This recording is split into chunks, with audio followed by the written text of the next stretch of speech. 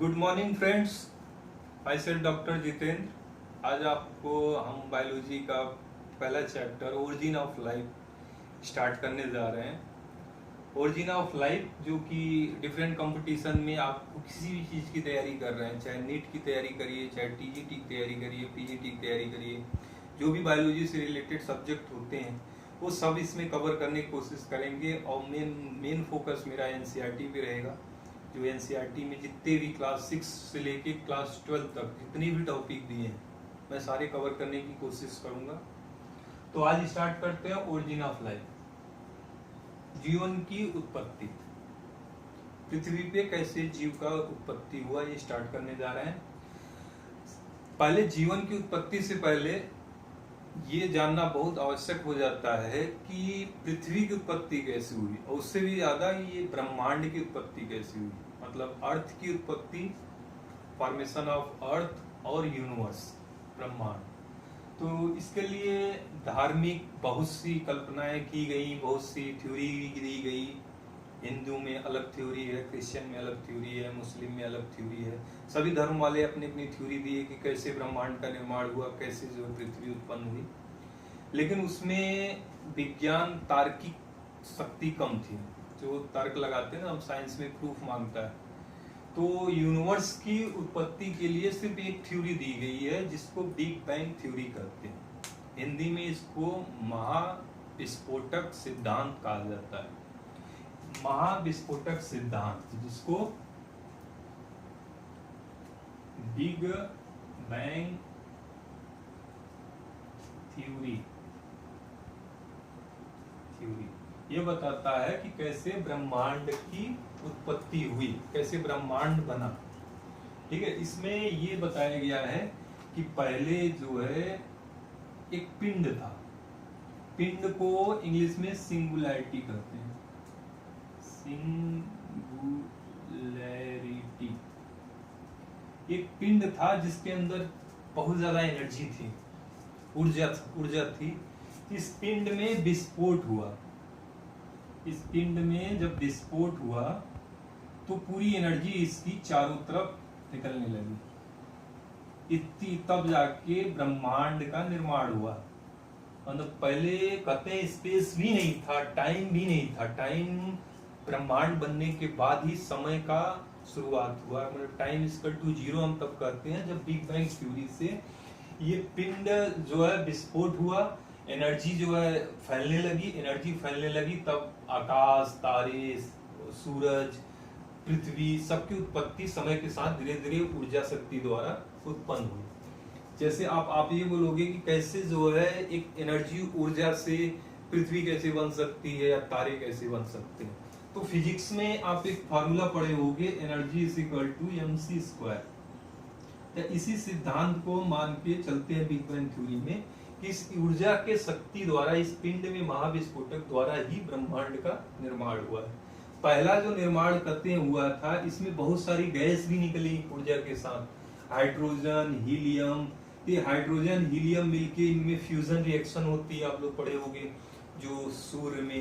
तो पहले स्टार बने थे, जो तारे बनते हैं, हाइड्रोजन, इसमें एनर्जी बहुत थी, हीट जनरेट हो रही थी। उसके बाद ये जो बिग बैंग थ्योरी थी, जो ब्रह्मांड का निर्माण हुआ था, ये सबसे पहले देखा गया आज से 15 से 20 बिलियन ईयर एगो। ये डेट आप याद रखना, एग्जाम में अक्सर पूछता है बिग बैंग थ्योरी कब मतलब हुई थी।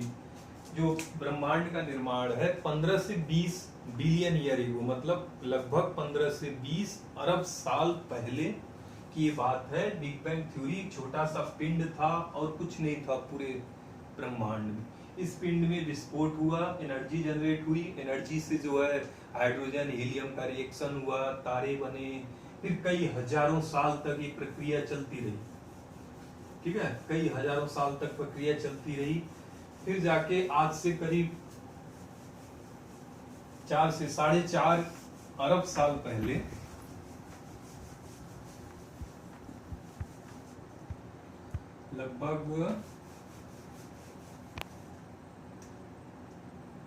लगभग 4 से 4.5 बिलियन ईयर एगो आपका 4.6 बिलियन ईयर एगो आपका सोलर सिस्टम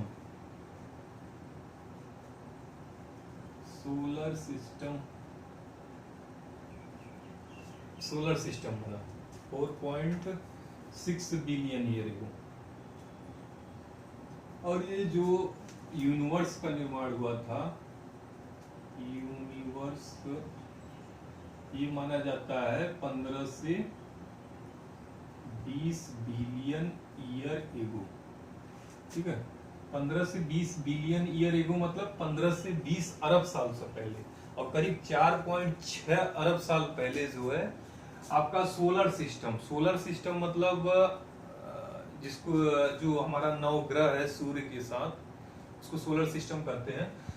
ये सोलर सिस्टम बना, इससे जो है फिर अर्थ का निर्माण माना गया है। पृथ्वी की उत्पत्ति लगभग 4.5 अरब साल पहले।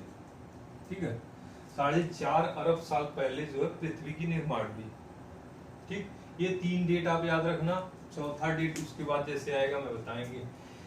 जब पृथ्वी बन गई उसके बाद अब हम पढ़ते हैं कि पृथ्वी पे जीवन की उत्पत्ति कैसी हुई। ये सब हजारों साल से 20 अरब साल पहले यूनिवर्स बना ब्रह्मांड। उसके बाद देखिए 4.5 कई हजारों, एक अरब में 10 लाख साल होते हैं, कई हजारों साल लाखों साल धीरे धीरे रिएक्शन होता रहा तो जो है एक मिट्टी का ढेर बना और अर्थ का निर्माण हुआ। ठीक है, अब हम पढ़ेंगे ओरिजिन ऑफ लाइफ।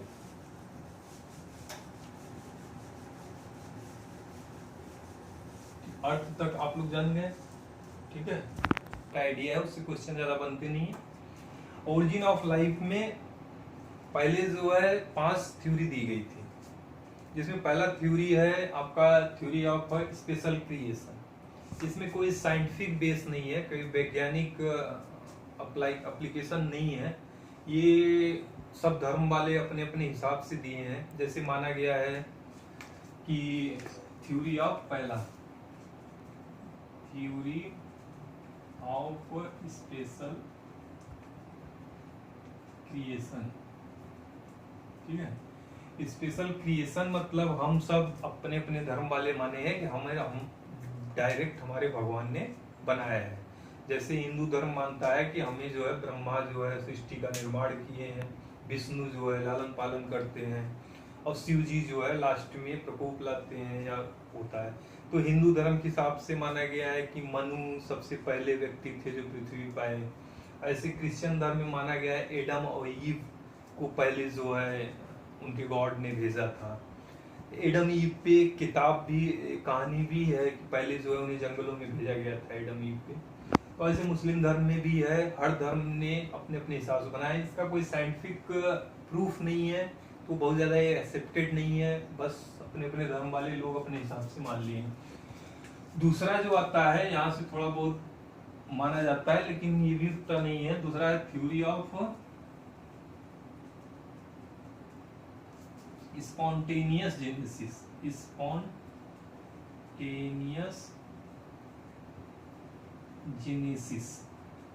इसको एबायोजेनेसिस भी कहते हैं। एबायोजेनेसिस भी कहते हैं इसको। और इस थ्योरी के हिसाब से, इस सिद्धांत के हिसाब से ये बताता है कि जो जीवन की उत्पत्ति है वो निर्जीव से हुई है। मतलब पहले जो है जीवन नहीं था, निर्जीव से जीवन बना, जो कि विज्ञान इसको नहीं मानता है। लेकिन कुछ उस समय के वैज्ञानिक थे जो सपोर्ट में इसके आए थे। वो आए थे आपके वान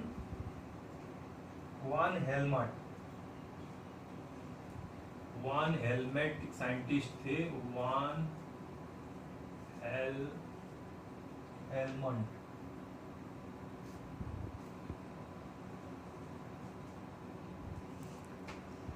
वान हेलमेट ने एक प्रूफ के लिए एक्सपेरिमेंट दिया कि उन्होंने पहले जो है, उनका कहना था कि पसीने से, जो शर्ट में पसीना हुआ वो दौड़ के गए और पसीना हो गया पूरे शर्ट में, उसमें गेहूं की बालियां रख दिए पसीने वाले शर्ट में, और 21 दिन तक एक जगह रख दिया। उन्होंने पाया कि वहां चूहा उत्पन्न हो गए, तो उन्होंने माना कि लाइफ की उत्पत्ति निर्जीव से हो रही है।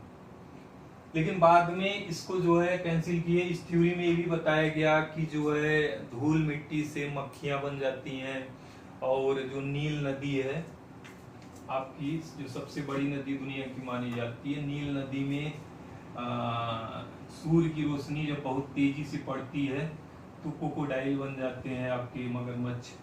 तो ये सब काल्पनिक बातें, इसका कोई साइंटिफिक प्रूफ नहीं था। पानी पीने आया होगा बाहर क्रोकोडाइल और रोने लगा कि जो है बन गया सूर्य की रोशनी से। ऐसे ही माना गया कि जो है कीचड़ में जो है मछलियां बन जाती हैं अपने आप। तो इस थ्योरी का कोई सर पैर नहीं था, बस ऐसे था। जब वैन हेलमंट ने पसीने से भरा सल्ट और गेहूं के बाली को 21 दिन तक रखा, चूहे डेवलप हुए। इसको काटने के लिए 2 साइंटिस्ट ने इनके काट दिया इनके सिद्धांत को। उसमें पहले साइंटिस्ट थे आपके लुईस पैस्चर। लुईस पैस्चर जो है, लुईस पैस्चर ने एक बड़ा एक्सपेरिमेंट किया। बाद में इनके सिद्धांत से ही आधारित एक नया अलग थ्योरी भी बनाई गई। इन्होंने पहले कहा, इन्होंने फ्लास्क लिया, एक फ्लास्क लिया जो स्वान नेक शेप रहती है, ठीक है, स्वान नेक की तरह फ्लास्क लिया 2, और दोनों में जो है हक्का मीट डाल दिया, बंद। बता रहा था लुईस पैस्चर। लुईस पैस्चर ने स्वान नेक शेप जो है फ्लास्क लिए, 2 फ्लास्क लिए जो बत्तख के दिए। तो स्वान नेक शेप जो है, स्वान नेक शेप उन्होंने 2 फ्लास्क लिया। इसमें जो है उन्होंने ईस्ट डाला। ईस्ट मतलब आपका मीट ब्रोथ डाला, मांस का टुकड़ा डाला, मान लिए ईस्ट डाला इन्होंने दोनों में। एक को कॉर्क बंद रखा, एक का खुला रखा, ठीक है, ये ओपन है। अब इन्होंने यहां से बॉईल किया, हीट दिया। हीट किस लिए दिए? हीट दिए कि जो भी यहाँ पहले से प्रेजेंट माइक्रोब्स हैं, चाहे बैक्टीरिया हो, वायरस हो, कोई भी सूक्ष्म जीव हो, वो हीट से मर जाएंगे। उसके बाद इन्होंने इसको रख दिया। तो कुछ दिन बाद इन्होंने रिजल्ट देखा कि जिसका कॉर्क खुला हुआ था स्वान नेक का, उसमें कीड़े मकोड़े, इंसेक्ट, काफी चीजें डेवलप हो गई। लेकिन जो बंद था कॉर्क स्वान नेक का, उसमें कुछ नहीं हुआ, जैसे का तैसे ईस्ट पड़ा रहा, कोई उसमें जीव का उत्पत्ति नहीं हुई। तो लुईस पैस्चर ने जो वान हेलमेट स्पॉन्टेनियस जेनेरेशन या एबायोजेनेसिस दिए थे, उनकी थ्योरी को काट दिया। तो उनकी थ्योरी वहीं से खत्म हो गई, मतलब लोग लुईस पैस्चर को मानने लगे। तो बाद में एक और साइंटिस्ट थे, रेड्डी, ठीक है, पूरा नाम था फ्रांसिस्को रेड्डी। फ्रांसिस्को रेड्डी ने भी थ्योरी ऑफ स्पॉन्टेनियस जेनेसिस या बायोजेनेसिस, जो वान हेलमेट ने प्रूव किया था कि पसीने वाला कपड़ा और गेहूं की बाली से 21 दिन तक रखे थे, चूहे डेवलप हो गए थे। उनके विरोध में फ्रांसिस्को रेड्डी ने भी एक एक्सपेरिमेंट किया। उन्होंने 3 फ्लास्क लिया, ठीक है, ग्लास की ट्यूब लिए, तीनों में मांस रखा, मीट, मांस के टुकड़े रखे, क्योंकि ये थ्योरी ये भी बताती है कि मांस के टुकड़े, सड़े गले चीजों में इंसेक्ट, कीटाणु की डेवलपमेंट हो जाती है, माने जीवन की उत्पत्ति होती है। तीनों ने एक को ढक के रखा कैप से, दूसरे को एक को ढक के रखा कॉर्क से, माने कॉर्क से कवर किया, दूसरे को कपड़े से कवर किया, क्लॉथ से, तीसरा ओपन रखा इन्होंने, ठीक है। अब इन्होंने कुछ दिन बाद ये रिजल्ट देखा कि जो कॉर्क से कवर है ग्लास, और उस मीट पीस में कोई इंसेक्ट कुछ नहीं डेवलप हुआ, जैसे रखा था वैसे ही है। जो क्लॉथ से घटा हुआ है, क्लॉथ के ऊपर कुछ इंसेक्ट आए, तो कॉटन के क्लॉथ से ढके हुए थे। जो खुला हुआ इनका ग्लास ट्यूब था, मांस की टुकड़ा बड़ा, यहाँ पे इंसेक्ट डेवलप हुए, कीटाणु कीट डेवलप हुए। तो उन्होंने माना कि ये जीवन जो है निर्जीव से उत्पन्न नहीं है, मीट के पीस से, मांस के टुकड़े से कीटाणु नहीं बन रहे हैं, बल्कि ये खुला हुआ है, इसलिए कीटाणु आए, जो कॉर्क से बंद है उसमें नहीं है। तो ये दोनों साइंटिस्ट ने थ्योरी ऑफ स्पॉन्टेनियस जेनेशन या एबायोजेनेसिस को खत्म कर दिया, माने अपने हिसाब से। उसके बाद तीसरी जो थ्योरी आती है आपकी, तीसरी थ्योरी दी है theory of biogenesis. Theory of biogenesis जो है ये बताता है आपका, थ्योरी ऑफ बायोजेनेसिस ये बताता है कि लाइफ की, जीवन की उत्पत्ति, theory of biogenesis, theory of biogenesis, theory of biogenesis ये बताता है कि जो जीवन है, लाइफ है, इसकी उत्पत्ति हुई है आपकी लाइफ से। जीव की उत्पत्ति जीव से हुई है, जीव की उत्पत्ति निर्जीव से नहीं हो सकती, ये पॉसिबल नहीं है, ये थ्योरी बताता है। ये थ्योरी पहली बार जो है बताए थे आपके रडॉल्फ वर्च्यू ने 1858 ईस्वी में। रडॉल्फ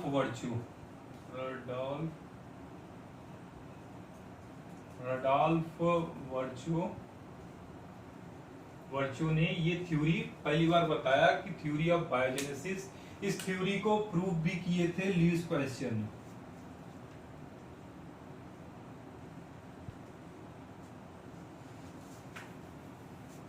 इस थ्योरी को लुईस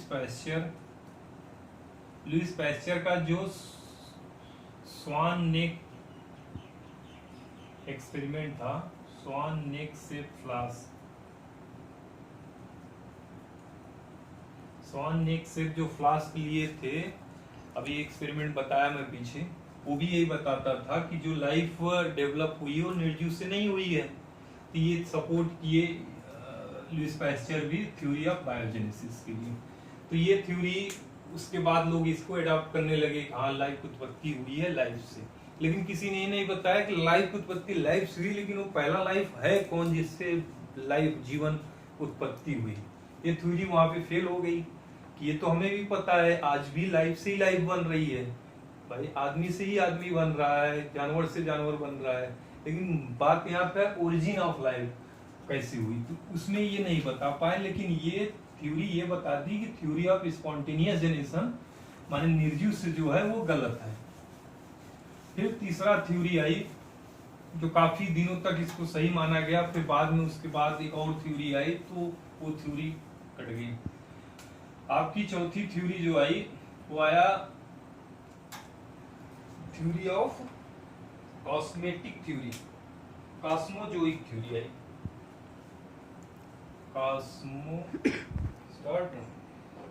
तो फोर्थ थ्योरी आई कॉस्मोजोइक थ्योरी, क्योंकि थ्योरी ऑफ बायोजेनेसिस ये बताया कि लाइफ की उत्पत्ति जीव से हुई है, लेकिन किस जीव से हुई है ये नहीं बता पाया।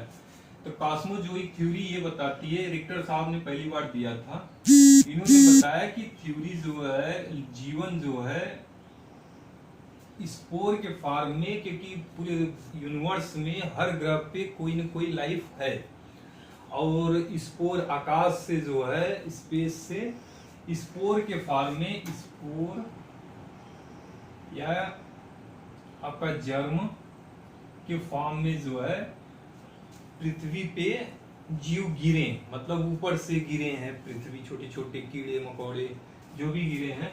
तो ये जैसे स्पोर मतलब कोई पिंड, जीव का पिंड हो, या स्पर्म मतलब बीजाणु, बीजाणु ऊपर से गिरे पृथ्वी पे और धीरे धीरे जीवन की उत्पत्ति हुई। इसको सपोर्ट करने के लिए आपके अर्हेनियस ने भी सपोर्ट किया था 1980 में। उन्होंने बताया था कि संपूर्ण ब्रह्मांड में जीवन का व्यापक है, जो कि अभी हम खोज नहीं कर पाए हैं, और ये वहीं से ही पिंड के फॉर्म में स्टार्टिंग में हजारों साल पहले, जो 4.5 बिलियन ईयर एगो पहले कुछ स्पोर गिरे थे पृथ्वी पे, उसी से जीवन की उत्पत्ति हुई है। उसके बाद हम आते हैं आपके लास्ट थ्योरी है जो दिए हैं, जो सबसे ज्यादा मॉडर्न थ्योरी माना गया उसको, और सबसे ज्यादा उसका आज भी उसी पे विश्वास करती है वैज्ञानिक कि ये सही थ्योरी है। और उसका नाम है ओपरेन, हेल्डेन एंड ओपरेन थ्योरी। पहले ओपरेन ने एक एक्सपेरिमेंट किया था, उसके बाद हेल्डेन ने किया, और दोनों ने प्रूव किया कि नहीं, पृथ्वी पे जीवन की उत्पत्ति इसी प्रोसेस हुई है। तो उसको हम डिटेल में अभी बताते हैं, तो थोड़ा सा लंबा है, तो बोर्ड को साफ कर लेते हैं, फिर बढ़िया से बताया जाता है। ठीक है,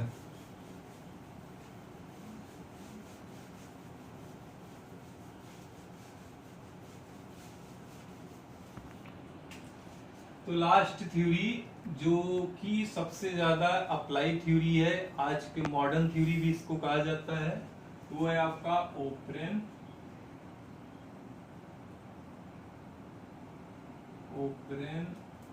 हेल्डेन थ्योरी। ये दोनों अलग अलग वैज्ञानिक है, दोनों ने अलग अलग एक्सपेरिमेंट किया था, और दोनों सेम चीज पे जाके निष्कर्ष निकाले थे। ओपरेन हेल्डेन थ्योरी को मॉडर्न थ्योरी भी कहा जाता है, मॉडर्न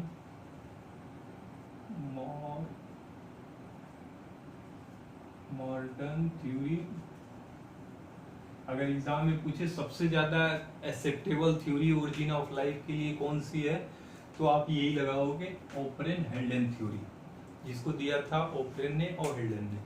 ठीक है, इस थ्योरी के अनुसार जो है दोनों कंसेप्ट ये बताया गया कि लाइफ की उत्पत्ति जो है, पहले पृथ्वी थी। ठीक है, पृथ्वी जब बनी वो ऐसे टेढ़ा मेढ़ा था, इसको मैग्ना कहते हैं, मैग्मा मतलब एकदम आग की गोले की तरह पृथ्वी थी। ठीक है, पृथ्वी ओपरेन और हेल्डेन के हिसाब से पहले पृथ्वी के ऊपर कोई पानी नहीं था, एक पानी थी, मतलब वो वेपर के फॉर्म में था, भाप के फॉर्म में पानी थी। ये H2O जो है वेपर के फॉर्म में पृथ्वी के चारों तरफ एटमॉस्फेयर में प्रेजेंट था, लेकिन पृथ्वी पे पानी नहीं थी। तो कई साल लग गए, धीरे धीरे धीरे धीरे होता नहीं, समय बीतता गया धीरे धीरे। पहले एटमॉस्फेयर में ऑक्सीजन भी नहीं था, रिड्यूसिंग थी, हाइड्रोजन था, कई गैस थे, लेकिन सब गैसेस के फॉर्म में थे। तो वोल्केनो कहते हैं, वोल्केनो ज्वालामुखी फूटा, बड़े बड़े ज्वालामुखी फूटे, गैस और रिलीज हुए, उसमें से जो है आपका जो मेन गैस बताते हैं हाइड्रोजन हो गया, उसके बाद अमोनिया हो गई, मीथेन हो गया, और CO2 हो गया। ये चार गैस मेन रिलीज हुए, वोल्केनो आई, ये सब आया, लाइटनिंग हुई,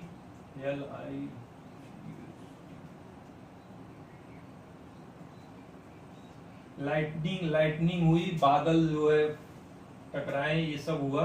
तो बहुत हैवी रेन कहते हैं कि 100 साल तक बारिश ही होती रही पृथ्वी पे। ठीक है, जो बारिश हुई, तो ये सब पृथ्वी जो है अंडाकार गोलाकार जो भी स्ट्रक्चर है, ये सब भरता गया। ये जो आज के समय आप ओशियन देखते हो, समुद्र, तो पृथ्वी का मैक्सिमम पोर्शन पानी से भर गया, क्योंकि पानी यहाँ गैस फॉर्म में था ही, बारिश होने लगी, यहाँ इतना ज्यादा गर्मी, आग होने लगा, तो लाइटनिंग हुई, क्लाउड बने, बारिश हजारों साल हुई, इससे ये हो गया कि पृथ्वी पे पानी आ गई, समुद्र आ गया। इतने गैस वोल्केनो जो हुए, ज्वालामुखी फूटे, तो ये गैस बने। ठीक है, जिसमें कि ये मेन गैस पूछता है, कार्बन डाइऑक्साइड, मीथेन, अमोनिया और हाइड्रोजन, ये मेनली गैस थे जो स्टार्टिंग में बने।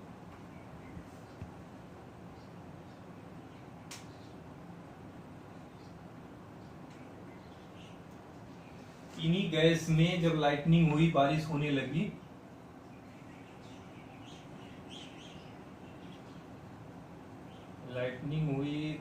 और आपका अल्ट्रावायलेट रे, पैराबैंगनी किरण आने लगी सूर्य से, ये सबसे ऊर्जा लेके इस गैस से आपके मॉलिक्यूल बनने लगे, जिनको कहा गया पहली बार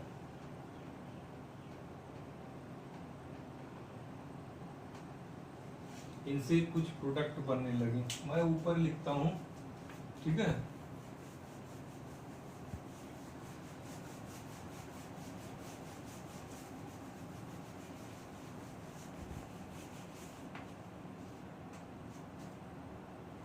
CO2, मीथेन, अमोनिया, आपका हाइड्रोजन, ये सब लाइटनिंग हुई। लाइटनिंग मतलब बिजली कड़कती है जो, लाइटनिंग। उसके बाद अल्ट्रा वायलेट रे, उसके बाद वैल्केनो ज्वालामुखी फूटे, वैल्केनो एरप्शन हुआ। तो इनसे पहला जिसको कहते हैं first sign of life develop हुई। लाइफ, जीवन की उत्पत्ति की पहली लक्षण, पहली साइन यहीं से डेवलप हुई। यहाँ आपका बन गया अमीनो एसिड। अमीनो एसिड ये सब आपस में रिएक्ट किए, अमीनो एसिड बना, फैटी एसिड बना,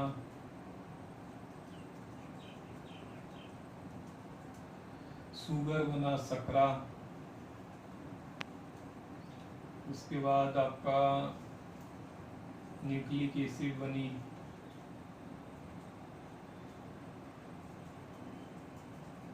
न्यूक्लिक एसिड बनी।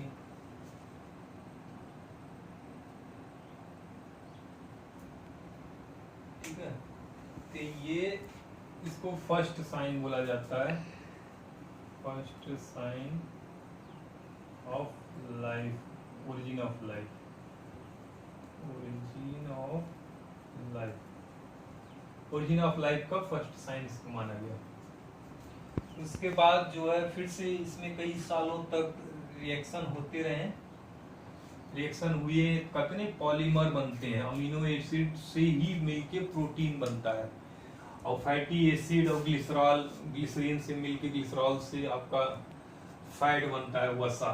शुगर का पॉलीमराइजेशन हुआ है, कहते नहीं बहुत हीट है, ऐसा प्रूफ भी हुआ है ये कि कई साइंटिस्ट ने प्रूफ किया है कि गर्म चट्टान या हॉट रीजन में अगर अमीनो एसिड डालते जाएं तो प्रोटीन बन जाता है, पॉलीमराइज होके एक रिएक्शन बनाता है। ऐसे ही हॉट चट्टान या रॉक्स पे आप फैटी एसिड डालते जाएंगे, वसा बनेगी, शुगर का डालते जाएंगे तो शुगर इकट्ठा होके एक स्टार्च या ग्लूकोज का फॉर्म, बड़ा फॉर्म पॉलीमरेज स्टार्च सेलुलोज बनने लगता है।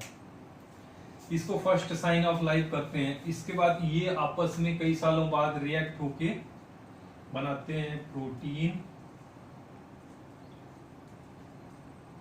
प्रोटीन। उसके बाद कार्बोहाइड्रेट, प्रोटीन बनाते हैं, फैट बनाते हैं। उसके बाद आरएनए बनाते हैं। पहली बार आरएनए आया था, कहते हैं क्वेश्चन भी आता है डीएनए पहले बना था कि आरएनए, तो पहले आरएनए बना था। आरएनए एंजाइम की तरह भी काम करता है। उसके बाद जो है आपका पॉलीसेकेराइड बना,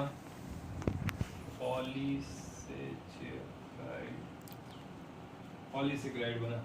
ये सब जो प्रोडक्ट बने इसी को कहा गया बायोमाइक्रोमॉलिक्यूल। ये बायोमाइक्रोमॉलिक्यूल, प्रोटीन, फैट, आरएनए, पॉलीमरेज कई 100 साल बाद धीरे धीरे इनमें रिएक्शन हुआ, ये बन गए। इनके बनने के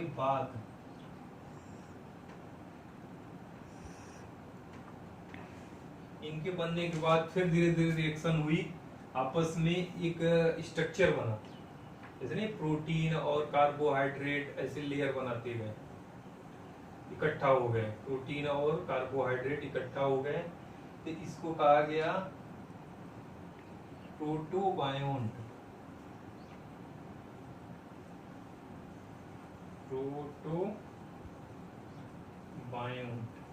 ये प्रोटोबायोन्ट को ही पहला सेल माना, सेल लाइक स्ट्रक्चर माना गया, फर्स्ट सेल लाइक स्ट्रक्चर, पहला सेल की तरह स्ट्रक्चर बना, माने पहली कोशिका। क्योंकि जो हमारी कोशिका है उसमें क्या है, कार्बोहाइड्रेट है, प्रोटीन है, ऊपर से लिपिड की लेयर है। तो कार्बोहाइड्रेट प्रोटीन मिल गए, इकट्ठा हो गए, और लिपिड के ऊपर अगर मेम्ब्रेन चढ़ जाएगी तो एक कोशिका बन गई। तो ये रिएक्शन माना गया प्रोबायंट को कि पहला जो है सेल लाइक स्ट्रक्चर बने। फिर धीरे धीरे धीरे धीरे लाइफ चलती रही। इसको प्रूफ करने के लिए प्रोबायंट को दो टाइप के दिए गए थ्योरी, एक ओपरेन ने दिया और दूसरा जो है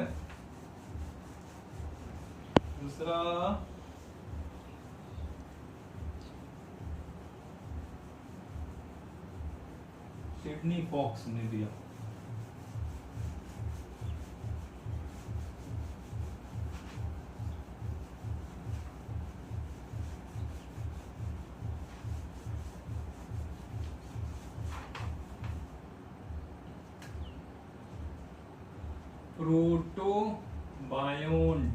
प्रोटोबायोंट को फर्स्ट सेल लाइक स्ट्रक्चर माना गया। दो थ्योरी इसके प्रूफ में आई, एक ओपरेन ने दिया, ओपरेन ने कोसरवेट किया।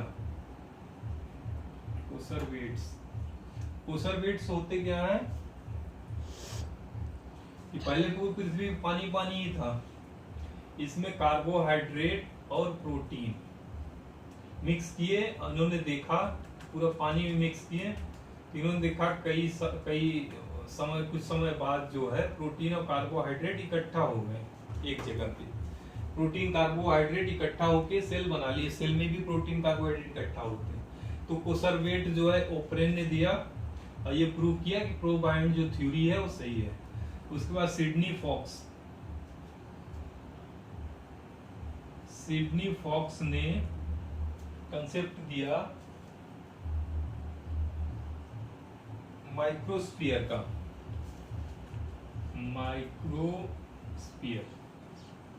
माइक्रोस्फीयर क्या, इन्होंने सिर्फ प्रोटीन लिया। पहले अर्थ में पूरा पानी था तो वही कंडीशन बना दी, पूरे पानी में प्रोटीन डाला इन्होंने, तो प्रोटीन इकट्ठा हो गई एक जगह। तो उन्होंने ये माना कि हाँ पानी में प्रोटीन इकट्ठा हो रही है, तो इन्होंने कार्बोहाइड्रेट बाद में मिक्स किया तो वो भी इकट्ठा हो गई। इन्होंने फास्फोलिपिड